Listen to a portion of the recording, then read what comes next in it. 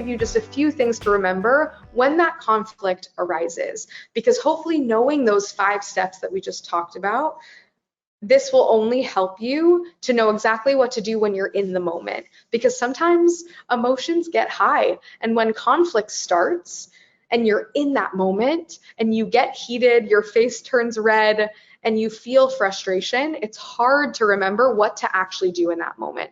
So I want you to remember that when it arises, because it's bound to arise, do not panic. You know exactly how to navigate. And I think this analogy today of comparing good relationships to good conversations will hopefully help you know how to get to the next step of that dialogue when it arises. And like you can with any other difficult situation in your life, just remember that you can do hard things and you need to be your own best advocate. So again, know your expectations, know where you're going to draw the line, but when it arises, do not panic. Secondly, it is so important when it comes to conflict to allow yourself to fully experience what it is that you're experiencing. And sometimes when I feel conflict arising, I try to shift my energy, I try to change the subject, I try to go back to social media and scroll and numb the feeling and push down what it is that bubbled up to the surface. But it is so important in navigating conflict that you allow yourself or the other person to feel exactly what they're feeling, because the last thing that you would want to happen is to tell the other person how to feel or to force someone in a direction that they're not ready to go in. So secondly, try to feel all of the things you're feeling, even if that means to pause where you are, which leads me to my last point here, which is take your time. Conversations sometimes feel a lot like there's a lot at stake. And I think when things feel super high stakes, we want to find a solution as quickly as possible. That's in our nature as human beings. And I think, especially in my generation, we've become the generation of instant gratification. And it's hard to remember sometimes that conversations don't have to happen once. And I hope that this can shift your thinking that when conflict does arise, to remembering that conversations are marathons. You could have a part 1 all the way up to a part 1,000 of a conversation, and it doesn't have to all happen at once. So if you're in that moment of panic and you don't know what to say, you're feeling lost, you're feeling frustrated, maybe that's having a toll on your mental health, take your time or take a step back. And remember that you can always advocate for what you need. Tell the other person that you want to maybe revisit this at a later time if that's not the right time to have it. This last point here, I want to remind all of you that at the end of the day, in addition to taking your time, I hope that you remember that in any difficult conversation, it's okay to not know everything. I am so guilty of this, and I think our generation especially feels the weight of the world on our shoulders with every issue that we see around us, flooding our Facebook feeds, seeing every single day on our For You page on TikTok, and not knowing where to go. And I think because of that, we feel the need to have an opinion on everything. And I want to let you know today that it's okay to not have all the answers and to tell the other person, hey, I actually don't know where I stand on that, or hey, I'd actually love to do more research. Do you have any sources I could look at or articles I could read?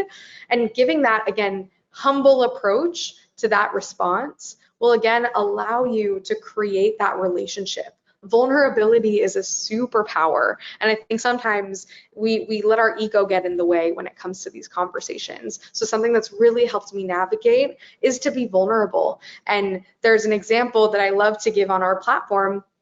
When I go and interview people, this happened to me yesterday. I talked to someone in the park and I asked him to share his opinion on a policy that was being made in America. And I just assumed, because it's all over the headlines across social media, that every young person probably knows about it and has an opinion. But he had the strength to tell me that he actually didn't know enough and didn't feel comfortable sharing because he wanted to do more research. And in that moment, I thanked him and applauded him for that, instead of feeling like he needed to go on a soapbox and really share his opinion on something that he didn't feel informed about. So when in doubt, try to harness that humility, because it will again allow to create that trust and that mutual respect with your conversation partner.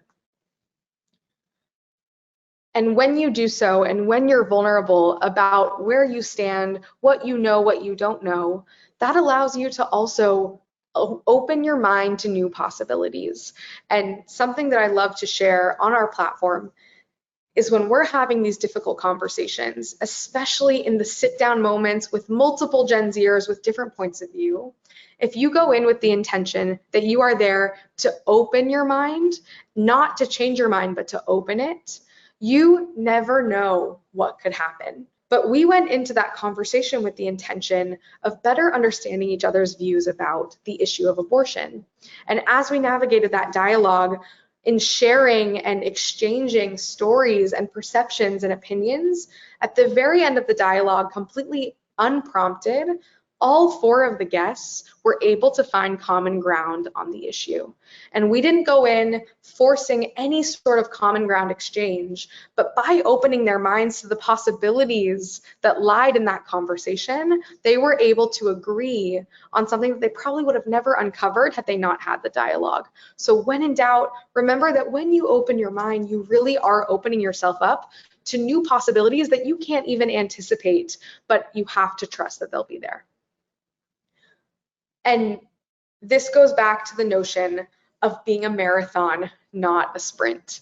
And I find this to be incredibly challenging sometimes because the work that we're doing at the Conversationalist isn't as easily identifiable when it comes to impact. It's really hard sometimes to see the impact of a hard conversation because they span a long period of time, and we're trying to measure perspectives changing and minds opening. And at the end of the day, navigating difficult conversations and building these relationships, creating that experience exchange and creating that environment for listening is just like planting seeds. You may not understand the fruits of that labor or the hard conversation until later in time, but you have to have faith in knowing that what you are doing is planting a seed for your mind to be opened and for yourself to know how to navigate the next one.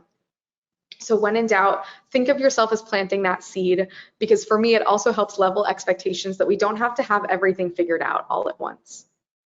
And something I want to share quickly is that all of the tips I shared today with all of you, though they may seem easy to come around, or maybe some of the things you've already thought about before, conversations that are really high stakes, especially around the hardest of issues, especially the issues that are most intimately tied to our identities, it's important to remember that no matter what, conversations will continue to be difficult. And just by adopting the tips and tricks today, I don't want to sugarcoat it. I don't want you to think that walking away today, you are going to have all of the answers and that every conversation you're going to have moving forward is easy and a piece of cake, because I've been there. Every conversation that has conflict will still be difficult. And I want you to know that that is okay. And so today, hopefully I'm setting expectations with all of you and knowing that the tips and tricks that we talked through and the things you reflected on will hopefully be the toolkit for you to prevent the fire before it starts, or to be the extinguisher when the conflict arises.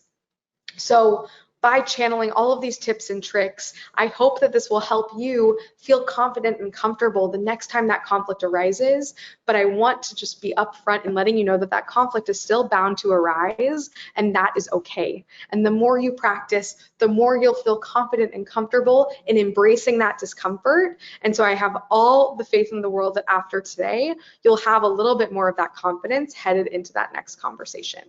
And like I said, you never know what lies on the other side of a hard conversation until you have it.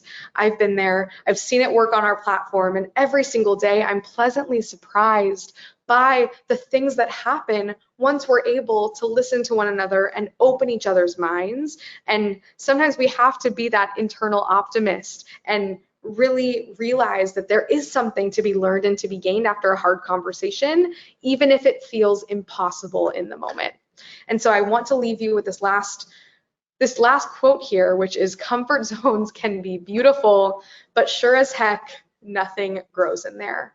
So even though it may feel more comfortable to avoid that conflict and to stay where you are, I promise you that growth lies on the other side of your comfort zone. And so the last thing that I hope you'll walk away with today is the golden rule that I hope will guide all of your conversations from here on out, which is listen to others with the same fiery passion that you feel for being heard.